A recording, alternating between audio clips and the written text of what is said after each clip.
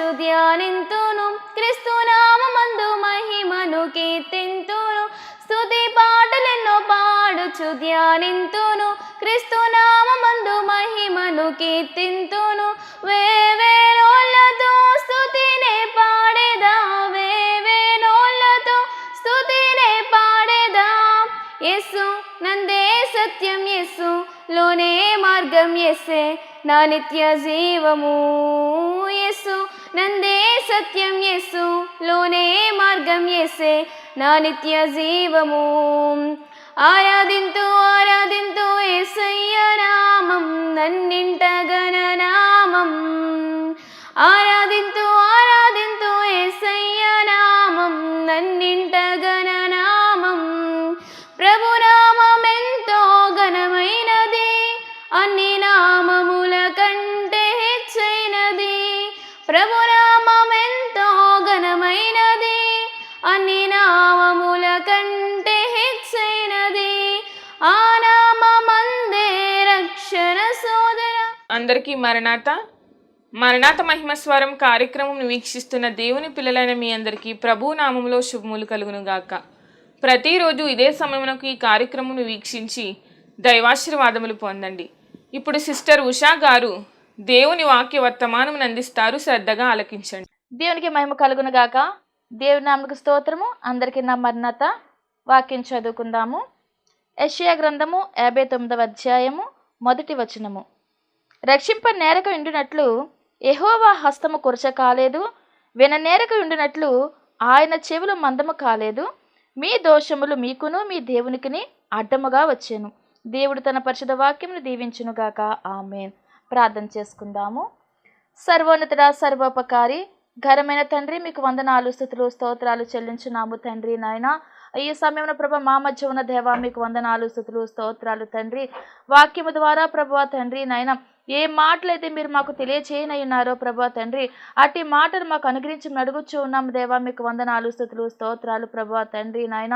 అయ్యా, జుంటె తేనె దారముల కంటే ప్రభువా మధురమైనది నీ వాక్యము కనుక ప్రభువా తండ్రి, అట్టి మధురమైన వాక్యంను ప్రభువా తండ్రి అయ్యా మీరు మాకు దయచేయండి ప్రభువా. మీకు వందనాలు, స్తోత్రాలు ప్రభువా. ఏ వాక్యము ద్వారా ప్రభు ఏ బిడ్డలను బలపరచనయ్యున్నారో ప్రభువా, ఏ బిడ్డలను ప్రభువా తండ్రి నాయన తృప్తిపరచనయ్యున్నారో తండ్రి, అట్టి వాక్యాహారం మాకు అందించి మీరే మహిమ పొందమని నిలువబడిన నన్ను మరుగు చేసి ప్రభువా తండ్రి అయ్యా నా సొంత ఆత్మను మరుగు చేసి మీ ఆత్మతో నింపి ప్రభువా మీరే స్వయముగా మాట్లాడుమని త్వరగా రానైన యేసు నామములో అడిగి వేడుకొంచున్నాము తండ్రి. ఆమేన్. రక్షింప నేరక ఉండినట్లు యెహోవా హస్తము కొరచ కాలేదు, విననేరక ఉండినట్లు ఆయన చెవులు మందము కాలేదు. విననేరక ఉండినట్లు దేవుని యొక్క చెవులు మందము కాలేదండి. అంటే దేవాది దేవుడు వినేవాడు, ప్రార్థనకు జవాబిచ్చేవాడు, ప్రార్థనకు నెరవేర్పులు దయచేసే దేవుడై ఉన్నాడని మనందరము నమ్ముచున్నాము కదా. ఎందుకంటే నీవు నాకు మొర్రపెట్టుము, నేను నీకు ఉత్తరమిస్తానని సెలవిచ్చినారు. నీవు గ్రహింపలేని గూఢ భావాలు కూడా నేను నీకు తెలియజేస్తానని దేవుడే చెప్పినారు. అంటే ఏదైతే నీవు అడుగుచున్నావో ఆయన వినే దేవుడై ఉన్నారు, దానికి జవాబిచ్చే దేవుడై ఉన్నారు. కానీ తరువాత వచనంలో మనం చూసినట్లయితే మీ దోషములు మీకును మీ దేవునికిని అడ్డముగా వచ్చెను. మన దోషాలు దేవునికి మనకి మధ్యలో అడ్డముగా వచ్చాయని తర్వాత వచనంలో రాయబడి ఉన్నదండి. ఏమిటి, ఎందుకు ఇలా అక్కడ రాయబడి ఉన్నది అంటే తర్వాత కూడా చూసినట్లయితే గనుక మీ పాపములు ఆయన ముఖమును మీకు మరుగుపరిచెను గనుక ఆయన ఆలకింపకున్నాడు. అంటే మొదట మనం ఏం చదివాము, విననేరకు ఉండినట్లు ఆయన చెవులు మందము కాలేదని మనం చదివాం. అంటే ఆయన వినేవారై ఉన్నారు, కానీ మధ్యలో మన దోషాలు మన పాపాలు అడ్డముగా ఉన్నందున ఆయన మన మనవిని ఆలకించట్లేదండి. కొన్ని సమస్యల నుండి విడుదల కావట్లేదని, కొన్ని ప్రార్థనలకు జవాబు రావట్లేదని మనము చాలా బాధపడుతూ ఉంటాము. కానీ ఎందుకు కారణము, ఎందుకు ఆలస్యమవుతూ ఉన్నాయి, ఎందుకు మన ప్రార్థన ఆయన ఆలకించట్లేదు అంటే గనుక పాపము దోషాలు అనేటువంటి అడ్డుగోడలు మనకి దేవునికి మధ్య అడ్డముగా ఉన్నట్లుగా మనము గ్రహించాలి. 66వ కీర్తన 18వ వచనంలో మనం చూసినట్లయితే 66వ కీర్తన 18వ వచనము, నా హృదయంలో నేను పాపమును లక్ష్యము చేసిన ఎడల ప్రభువు నా మనవి వినకపోవును. ఇక్కడ చెబుతూ ఉన్న మాట ఏమిటంటే, నా హృదయంలో పాపమును లక్ష్యము చేసిన ఎడల, అంటే పాపాన్ని గనుక మనం లక్ష్యము చేస్తే గనుక, నీ హృదయంలో పాపపు తలంపులే ఉంటే గనుక మన మనవి ఆయన ఆలకించరు. ఎందుకంటే ప్రభు వారు పరిశుద్ధమైన హృదయాన్ని కోరుకుంటూ ఉన్నారు కాబట్టి, శుద్ధాత్మతో నీవు ప్రార్థిస్తే నీ ప్రార్థనకు ఆయన జవాబిస్తారు, ఆయన ఆలకిస్తారు. కానీ పాపం అనేది ఎప్పుడైతే మనలో ఉంటుందో, ఈ పాపము దేవునితో సహవాసం నుండి వేరు చేసేస్తుంది. ఎందుకంటే ఆదాము అవ్వమ్మలు దేవునితో చల్లపూటన ఎంత ఆనందంగా గడిపేవారండి, పరమానందంగా ఉండేవారు కదా. రోజు సాయంకాలం సమయం చల్లపూటన తండ్రి వారి దగ్గరికి దిగి వస్తే వారి ముగ్గురు కూడా చాలా సంతోషముగా అక్కడ మాట్లాడుకునేవారు, ముచ్చటించుకునేవారు. కానీ ఎప్పుడైతే వీరిలోనికి తినవద్దన్న పండు తిన్న కారణమున పాపం ప్రవేశించినదో, ఆ పాపము ద్వారా వీరు దేవునితో ఉన్నటువంటి సంబంధాన్ని కోల్పోయారు కదా. అట్టి సహవాసం కలిగి ఉన్నారా? లేదు కదా. ఎందుకు అలాంటి పరిస్థితి వీరికి వచ్చినది అంటే గనుక, వీరిలో పాపం అనేటువంటి తలంపు వచ్చేసినది. కాబట్టి వీరు వారికి ఉన్న సహవాసాన్ని కోల్పోయి ఉన్నారు. మనం ఏమి చేయాల్సిన వారమై ఉన్నామంటే, ఇట్టి పాపపు తలంపులు ఏమైనా మనలో ఉంటే గనుక వాటిని విడిచిపెట్టేసి దేవునికి మనం ప్రార్థన చేయాలి. మనం క్షమించమని మనం వాటిని అడిగి అప్పుడు వాటిని విడిచిపెట్టి మనము ప్రార్థిస్తే గనుక మన ప్రార్థన దేవుడు ఖచ్చితంగా ఆలకిస్తారు. అసలు పాపం అంటే ఏంటి అంటే, ఆజ్ఞాతి క్రమమే పాపము. దేవాది దేవుడు ఏదైతే నీకు తెలియజేశారో, ఎలాగున జీవించమని ఆయన ఆజ్ఞలు అనుగ్రహించున్నారో, ఆ ఆజ్ఞలన్నీ కూడా తూచ తప్పకుండా మనం పాటిస్తే గనుక మనల్ని దేవుడు చక్కగా ప్రేమిస్తారండి.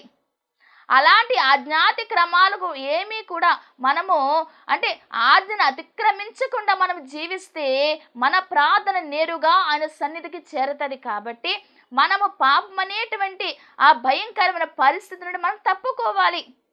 ఎలా వస్తుంది పాపం అంటే, చిన్ని విషయాల్లో కూడా పాపము ప్రవేశిస్తూ ఉంటుంది. గర్వం ఉందనుకోండి, ఆ గర్వము ద్వారా భయంకరమైన పాప స్థితిలోనికి వెళ్ళిన వారిని కూడా మన బైబిల్లో చూచాం కదా. హామాను అహష్వేరోషు రాజు దగ్గర ఒక ఉన్నత పదవి ఇచ్చాడు. ఎవరు? రాజు హామానికి మంచి పదవి ఇచ్చినప్పుడు ఆ పదవిని బట్టి దేవుని స్తుతించకుండా అందరూ కూడా హామానుని అంటే నమస్కారం చేయాలనే తలంపు కలిగి ఉన్నాడు. అక్కడ వెళ్ళేవారు వచ్చేవారు అందరూ కూడా హామానికి వంగి నమస్కారం చేయాలి. ఇప్పుడు ఈ మొర్దెకై మాత్రం అలా వంగక నమస్కరించక కారణం వల్లే కదా మొర్దెకైని అలాగే యూదా ప్రజలందరినీ కూడా చంపించేయాలని పన్నాగము పన్నాడు. ఎక్కడి నుంచి వచ్చింది ఈ పాపపు ఆలోచన అంటే గనుక, తనలో ఉన్నటువంటి గర్వాన్ని బట్టి, ఒక పదవిని బట్టి గర్వించాడు. చివరికి అతని పని ఏమైనది అంటే, ఏ ఉరికొయ్య అయితే మొర్దెకైకి తీయించాడో ఆ ఉరికొయ్య మీదే హామానుని ఉరి తీయించాడు రాజు. ఈయనలో ఏమి వచ్చింది అంటే, గర్వము కారణమున మొర్దెకైని చంపాలనేటువంటి ఆలోచన వచ్చినది. అది పాపమే కదా. కాబట్టి దేవుడు అది చూస్తూ ఊరుకుండు వాడు కాదు. ఇలాంటి గర్వము ద్వారా పాపం అనేటువంటి ఇంకా ఎక్కువైపోతుంది. కాబట్టి గర్వపు ఆలోచనలు ఏవి కూడా మనలోనికి ఉండకూడదు. అంటే మనలో గర్వం అనే లక్షణమును తీసివేసేసుకోవాలి, దాన్ని విసర్జించాలండి. మనల్ని మనము దేవునికి, ఆయనకే మనము మొదటి స్థానం ఇస్తూ మనల్ని మనము దేవుని పట్ల మన లక్షణాలతో దేవుని స్తుతించాలంటే, దేవుని లక్షణాలు మనం సంపాదించుకొని మన లక్షణాలని దేవునికి ఇష్టమైన లక్షణాలుగా మార్చుకొని ఆయనతోనే సహవాసము చేయాలి. గర్విష్టమైన హృదయం ఉంటే గనక దాన్ని తొలగించేసుకోవాలని చెప్పి దేవుడు మనతో మాట్లాడుచూ ఉన్నారు. అలాగే ఇంకా భయంకరమైనది ఏమిటి అంటే కోపము. ఈ కోపము ద్వారా చాలా భయంకరమైన పరిస్థితి వెళ్ళిపోతుందండి. అందుకే అంటారు కదా, కోపపడు కానీ పాపము చేయకుడి. ఈ కోపం ఎక్కువైందంటే గనుక ఎదుటి వ్యక్తిని చంపాలి అనేటువంటి ఆలోచనకు పైగా చంపేసే స్థితి కూడా వచ్చేస్తుంది.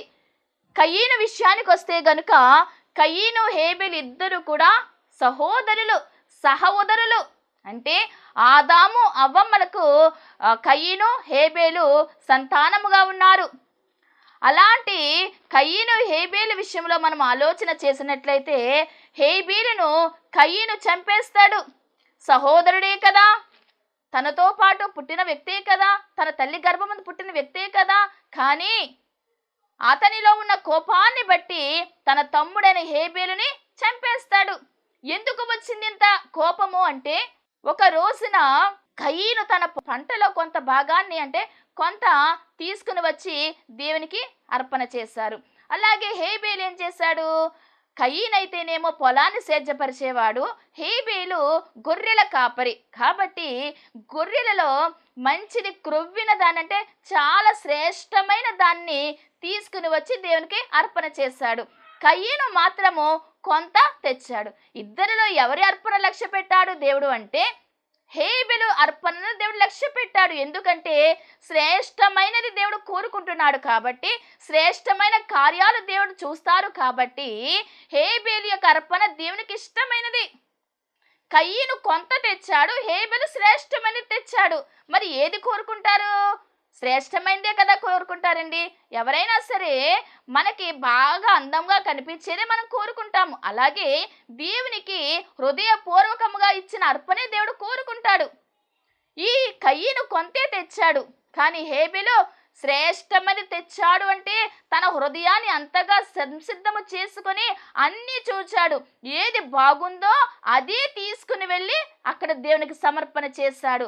సమర్పణ చేసిన విధానంను దేవుడు చూచాడు, ఆ హృదయాన్ని దేవుడు చూచాడు. కాబట్టి హేబెలు ఆయన అర్పించినటువంటి ఆ అర్పణని లక్ష్య పెట్టారు. ఇప్పుడు కయీనుకి కోపం వచ్చింది. అసలు ఎలా ఆలోచించాలండి? కయీను నా తమ్ముడే కదా, పోనీలే ఈసారి నా తమ్ముడు దేవుడు లక్ష్య పెట్టారు, తర్వాత సారైనా సరే నేను మంచిగా దేవునికి అర్పణ చేస్తాను, దేవుడు అప్పుడు నాది లక్ష్య పెడతారని ఆలోచించి వస్తుంటే ఎంత బాగుండునో కదా. కానీ అలా ఆలోచించలేదండి. ఇతనిలో కోపం ఎప్పుడైతే ప్రవేశించినదో, కోపం అనేటువంటి లక్షణం ఎప్పుడైతే ఇతనిలోకి ఎక్కువైపోయినదో, తన తమ్ముడిని చంపేయాలని ఆలోచన చేశాడు, చంపేశాడు. అంటే ఆలోచన రాగానే ఆ ఆలోచనని ఆపుకుంటే బాగుండును, కానీ దానిని కొనసాగించడం ద్వారా తన తమ్ముడు మరణించడానికి ఈ కయీను కారణమయ్యాడు. చేతి చంపేశాడు కదా. ఇప్పుడు దేవుడు వచ్చి అడుగుతాడు, కయీను నీ తమ్ముడు ఎక్కడ ఉన్నాడు అంటే, అప్పుడు కయీను ఏమన్నాలి? అయ్యా నా తమ్ముడు నేనే చంపేస్తానని పాపము ఒప్పుకోవాలి. కానీ ఒప్పుకోలేదండి.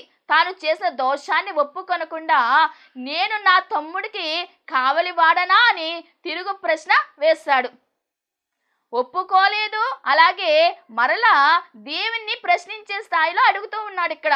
ఇంకా దేవుడు అంటారు కదా, నీ తమ్ముని రక్తము ఆ నెలలో నుండి నాకు మొర్ర పెట్టినది, నీవు నీ తమ్ముడిని చంపి ఉన్నావు కాబట్టి నేను నీకు శిక్ష విధిస్తున్నానని చెప్పి కయీనుకి దేవుడు శిక్ష విధించినారు. అసలు దీన్ని బట్టి కయీను జీవితం ఏమైనదండి?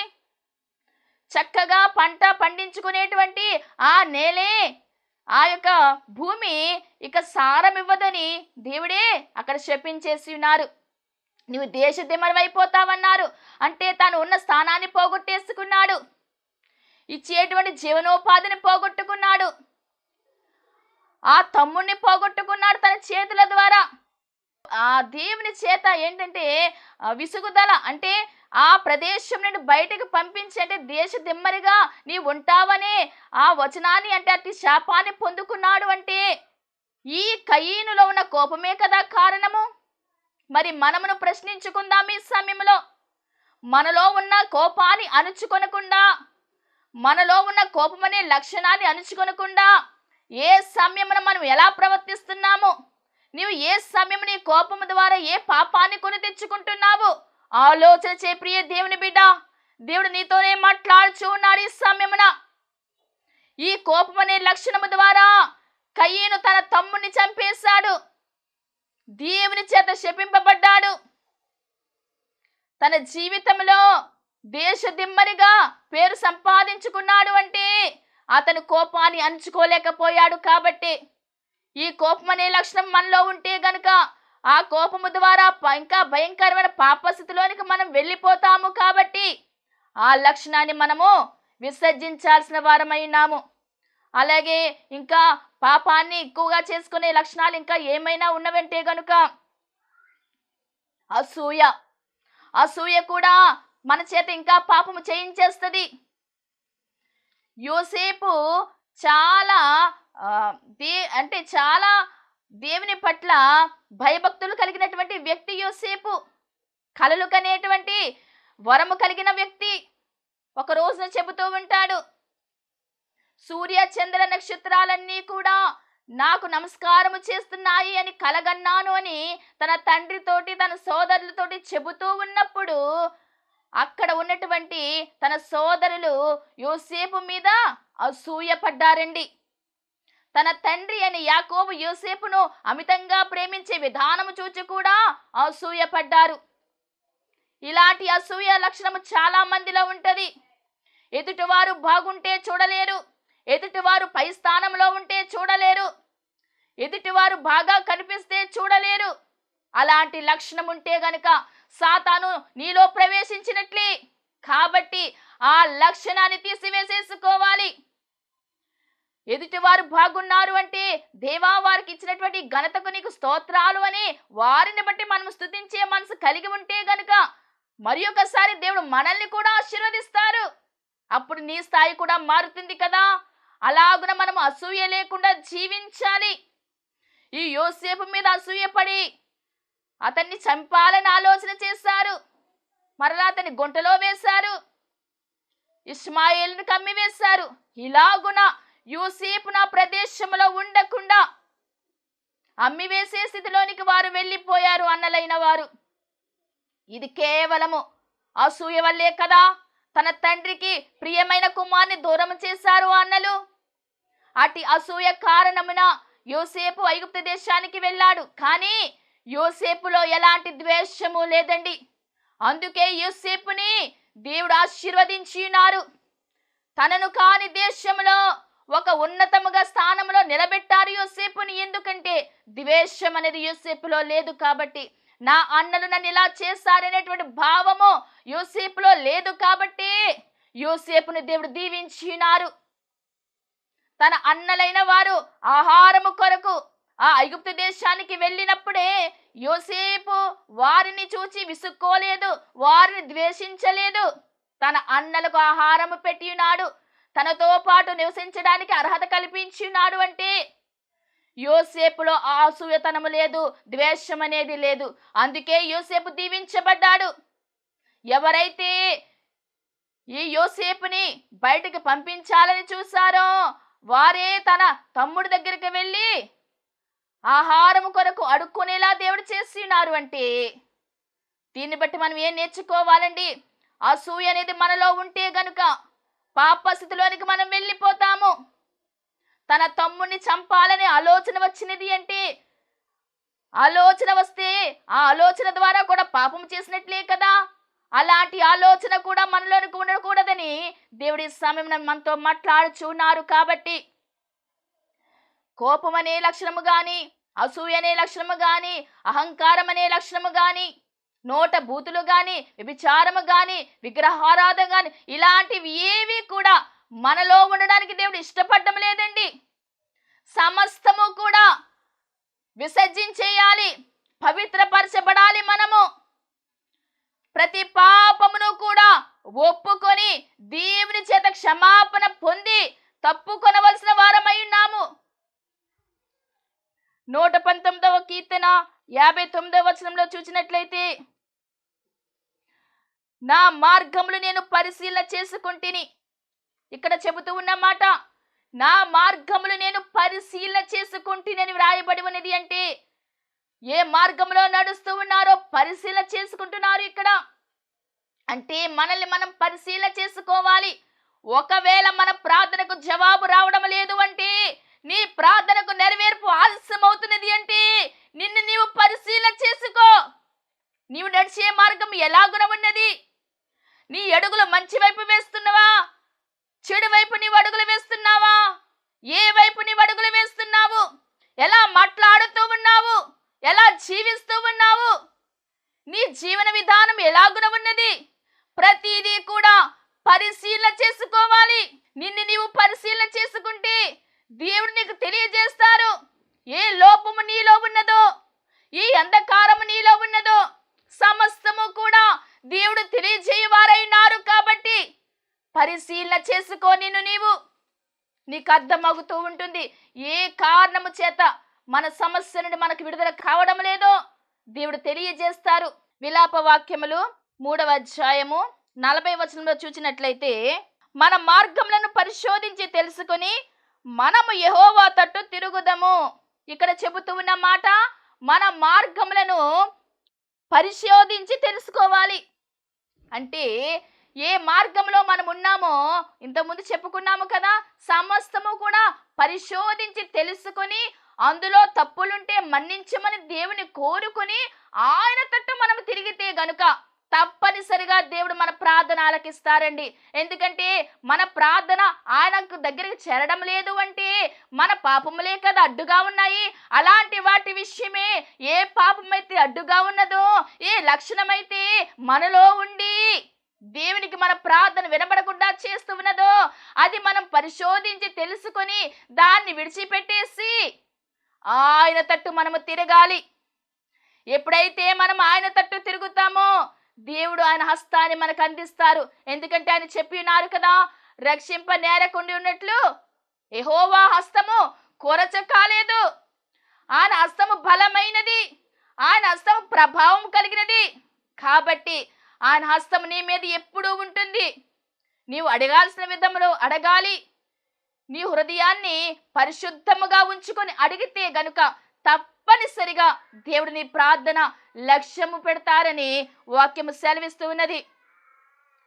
మన మార్గములను పరిశోధించి తెలుసుకొని మనం యెహోవా తట్టు తిరుగుదము. ఎప్పుడైతే మనలో ఉన్నటువంటి లోపం మనకి తెలుస్తూ ఉంటుందో అప్పుడే మనము వాటిని విడిచిపెట్టేసి ఆయన వైపు మనం తిరుగుతాము. కాబట్టి మొదట మనం చేయాల్సినది పరిశోధించుకోవాలి, పరిశీలించుకోవాలి. హృదయ పరిశోధకుడు యెహోవాయే అని వాక్యము సెలవిస్తూ ఉన్నది. ఆయన పరిశోధిస్తాడు. మరి నీ హృదయంలో ఏమున్నదో నీకు మాత్రమే తెలుస్తుంది, దేవునికి తెలుస్తుంది. నీ పక్క వారికి తెలియకపోవచ్చు, నీ భర్తకు తెలియకపోవచ్చు, నీ భార్యకు తెలియకపోవచ్చు, నీ బిడ్డలకు తెలియకపోవచ్చు. కానీ ఎవరికి తెలుస్తుందండి? నీ మనస్సు ఏంటో, నీ హృదయం ఏంటో, నీ ఆలోచనలు ఏంటో నీకు తెలుస్తాయి, దేవునికి తెలుస్తాయి. కాబట్టి నీవు పరిశోధించుకో. ఎప్పుడైతే నువ్వు పరిశోధించుకుంటావో, పరిశీలించుకుంటావో అప్పుడు నీ తప్పేంటో దేవుడు నీకు తెలియజేస్తారు. కాబట్టి దానిని బట్టి మనం విడిచిపెట్టేసి మనం ప్రార్థన చేస్తే తప్పనిసరిగా దేవుడిని మన వాళ్ళకి ఇస్తారు. ఎందుకంటే అడుగుడి మీకు ఇయ్యబడిన వాక్యము సెలవిస్తూ ఉన్నది. కాబట్టి అడగండి ఇస్తానన్నారు దేవుడు. వాగ్దానం చేసిన వాడు నమ్మదగిన దేవుడు. కాబట్టి మన దేవుడు వాగ్దానం చేసిన ప్రకారము నీ యొక్క మనవిని ఆయన ఆలకిస్తారు, నెరవేర్పు దయచేస్తారు. ముందు మనం చెప్పుకున్నటువంటి ఈ పాపమని ఆలోచనలన్నీ తీసివేసి, ఆ తలంపంతా తీసివేసి నా దేవుడు నాకు కార్యము చేస్తారు అనేటువంటి గొప్ప లక్షణం నీలో పెట్టుకొని ప్రార్థన చేయి. తప్పనిసరిగా నీవు ఏదైతే కోరుకుంటున్నావో నీ మనవేంటో ఆయన తీరుస్తారు. కాబట్టి విశ్వాసముతో నువ్వు ముందుకు సాగాల్సిన దానవైనావు, ముందుకు సాగాల్సిన వారవైనావు. కాబట్టి దేవుడి సమయం నీతో నాతో మాట్లాడుచు ఉన్నారు. ఎందుకంటే అడగండి స్థానం సెలవిచ్చిన దేవుడు అడిగితే ఇస్తారు. లూకాసు వార్త 18వ అధ్యాయంలో మనం చూసినట్లయితే ప్రభు వారు ఒక ఉపమానం చెప్పి ఉన్నారు. ఇక్కడ లూకాసు వార్త 18వ అధ్యాయము 2వ వచనం నుంచి చూస్తే, దేవునికి భయపడకయు మనుషులను లక్ష్య పెట్టకయు ఉండి ఒక న్యాయాధిపతి ఒక పట్టణంలో ఉండెను. ఆ పట్టణంలో ఒక విధవరాలు ఉండెను. ఆమె అతని యొద్దకు తరచుగా వచ్చి నా ప్రతివాదికిని నాకును న్యాయము తీర్చమని అతను అడుగుతూ ఉన్నదండి. ఒక అధికారి ఉన్నాడు. అతను దేవునికి భయపడకుండా లక్ష్య పెట్టినటువంటి వ్యక్తి, కఠినమైన వ్యక్తి. ఆ వ్యక్తి దగ్గరకు వచ్చి ఈమె న్యాయము తీర్చమని అడుగుతూ ఉన్నది. కానీ అతను మాత్రము ఈమెను పట్టించుకోవడం లేదండి. అతను పట్టించుకొనకపోయినా సరే మాటి మాటికి వచ్చి నాకు సమస్య నుండి పరిష్కారం చేయమని అడిగితే ఇంక అస్తమానం ఈమె వస్తుంది కాబట్టి ఇంక ఈమె రాకుండా చెయ్యాలనే ఉద్దేశము కలిగి ఆమె సమస్యను తీరుస్తాడు. అంటే ఏ లోకంలో ఉండేటువంటి వ్యక్తి ఒక స్త్రీ సమస్య అంటే ఒక వ్యక్తి సమస్యను తీరిస్తే నిన్ను నన్ను ప్రేమించే దేవుడు, ప్రేమ కలిగిన దేవుడు, రక్షించే దేవుడు, అభయం ఇచ్చే దేవుడు, నిలవబెట్టే దేవుడు, నీకు మంచి భవిష్యత్తునిచ్చే దేవుడు నిన్ను కోరుకున్నాడు కాబట్టి, నిన్ను పేరు పెట్టి పిలిచి ఉన్నాడు కాబట్టి నిన్ను విడిచిపెడతాడా? నీ ప్రార్థన అలక్ష్యము చేస్తారా? చెయ్యరు కదా. కాబట్టి మనం అడగాలి, దేవా అడుగుడి మీకు ఇవ్వనన్నారు కదా, మరి నేను అడుగుచు ఉన్నాను, నా మనవిని ఆలకించమని నీవు శుద్ధ హృదయంతో ప్రార్థన చేస్తే దేవుడు కార్యము చేస్తారని విశ్వాసముతో నీవు ప్రార్థన చేస్తే నిన్ను లేవనెత్తు వారైనారు. అటు విశ్వాసము కలిగిన జీవితము మనము కలిగి మన హృదయంలో ఉన్నటువంటి పాపపు తలంపులన్నీ తీసివేసేసి శుద్ధమైన హృదయముతో దేవదేవుని ప్రార్థింతాము.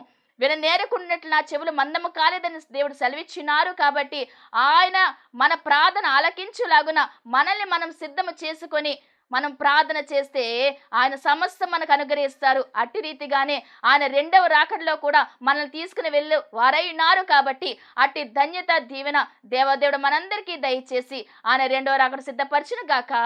ఆమేన్. ప్రార్థన. సర్వోన్నతుడా, సర్వోపకారి, మీకు వందనాలు స్తుతులు స్తోత్రాలు చెల్లించున్నాము తండ్రి.